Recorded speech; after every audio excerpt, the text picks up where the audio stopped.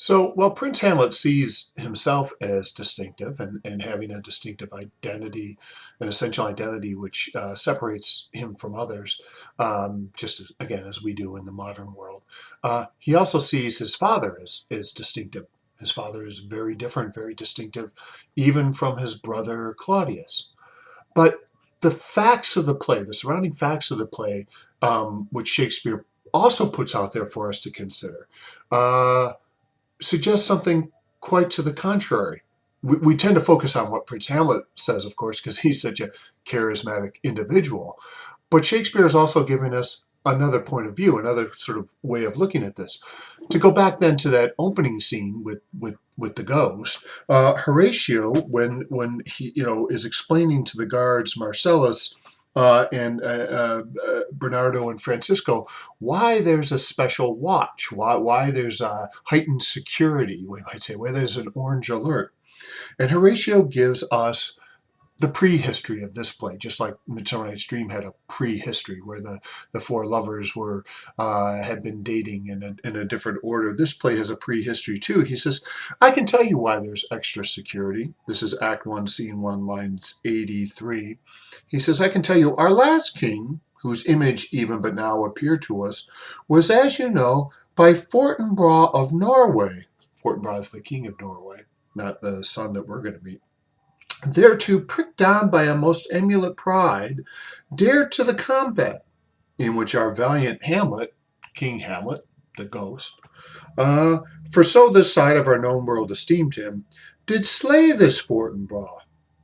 And it became clear after this fight between the two kings, which was a mano-a-mano combat between King Hamlet and King Fortinbras, that there was a sealed compact, lines 90, well ratified by law and heraldry, that one did forfeit with his life all those lands which he stood seized of to the conqueror.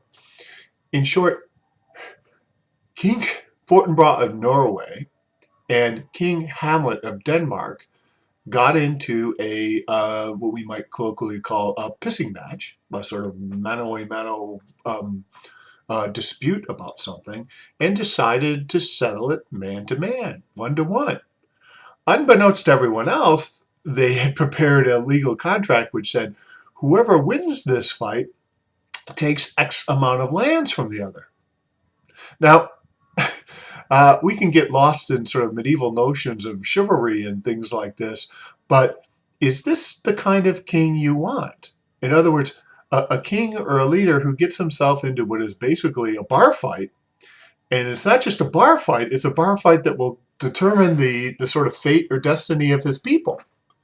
In other words, had King Hamlet lost this fight, many of his people would have lost lands because of his emulate pride was pricked.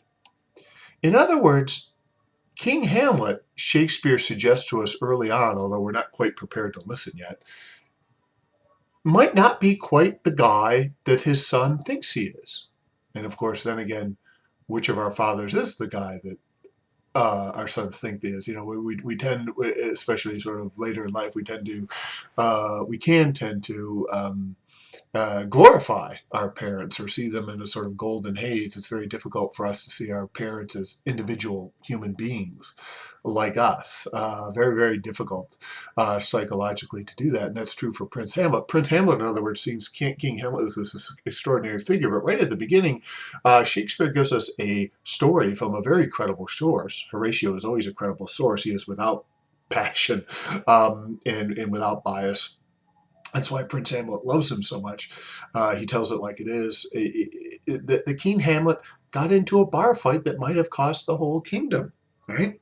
And so now, because of that bar fight, even though King Hamlet won it, young Fortinbras, Fortinbras' son, is seeking revenge against Denmark and King Hamlet. And so there's a special heightened security alert because this fight, while King Hamlet won it, has started a potential conflict. And become more than potential. Of course, by the end of the play, it's young Fortinbras who has circled back around through Norway and comes in and takes over Denmark. This is intriguing, and this complicates everything Prince Hamlet seems to think about the distinctiveness and the grand difference, the difference in individual characteristics between King Hamlet and Claudius.